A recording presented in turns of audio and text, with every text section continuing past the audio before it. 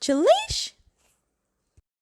Retail startup COUPANG is looking to dominate South Korea's booming e-commerce market, and now with a new round of funding from SoftBank's Vision Fund, it's upping its investment in consumer technology. Joining us right now, I wanted to introduce everybody to him. Some of you guys may know him from Squawk. Last year, Bom Kim, founder and CEO of COUPANG. They call it I know you don't like this, but it's the Amazon of South Korea. That's how people know it. And I know you won't say it, but I will. I think this is a company that's probably going to end up in a place like NASDAQ one of these days as a publicly traded company. So thank you for being here. Thanks for having me. You just got a big investment. This is your first TV interview talking about it from SoftBank, right. $2 billion. What are you doing with this money? We've made enormous investments in technology platforms over the last 3.5 years. A number of areas from supply chain, payment, data, search and discovery, and we are now in a position to leverage these technology investments and make our customer experience 100 times better.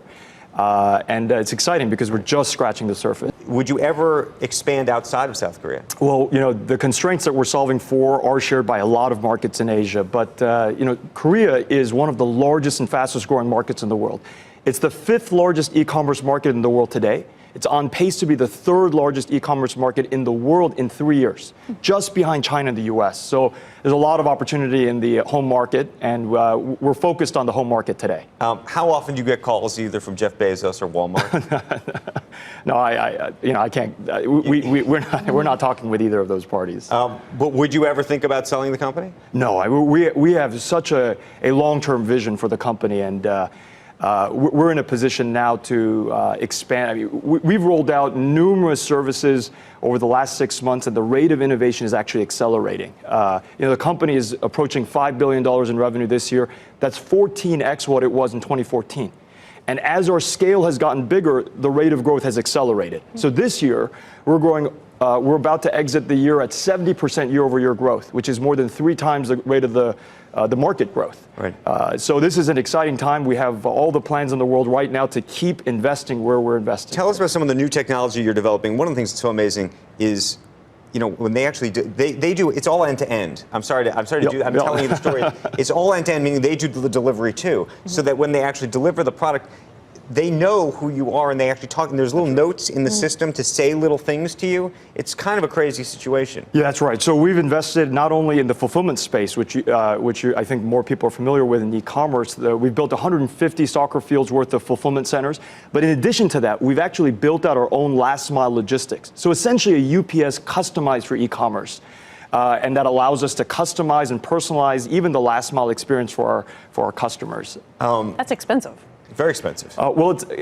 This is infrastructure. People think that just because you have a pure marketplace doesn't mean that those physical goods aren't being handled by someone. So they're being handled whether it's by us or another third party. But if you have an integrated platform, which integrates all the way from the customer's mobile phone experience all the way to the customer's door, and you can build economies of scale and leverage technology, actually the efficiency can be much better. I got to ask you, because you did just take some money from SoftBank, and there are some questions about SoftBank, given that it's backed in large part by Saudi Arabia. Did you have any concerns about that, given all of the news and headlines? This is not the first investment we've taken from SoftBank. They invested $1 billion with us in 2015. We've seen the power of the $1 billion invested to change customers' lives. We now have millions of customers who are purchasing over 50 times a year from us, in part because of the experiences we've now been able to build with that investment.